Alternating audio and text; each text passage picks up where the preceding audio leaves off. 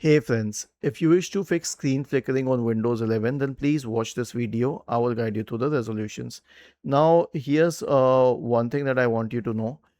If it is a hardware issue, then you cannot do anything from your computer's end. So before anything else, check the HDMI cables.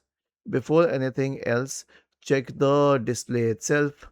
If that is sorted out, then straight away search for device manager in the Windows search bar and open the device manager.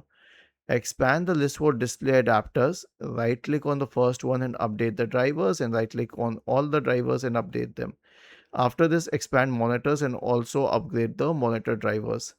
Now, once this part is sorted out, the next one would be as follows. You will have to, once this is sorted out, you will have to search for system configuration in the Windows search bar. Go to system configuration, go to the services tab, check the box associated with hide all Microsoft services. If any of the services checked, click on disable all, apply, OK, and then restart your computer. Was this helpful? If yes, then please subscribe to the channel. If not, then let us know in the comment section of the video on how we could help you further. Thank you for watching this video and have a nice day.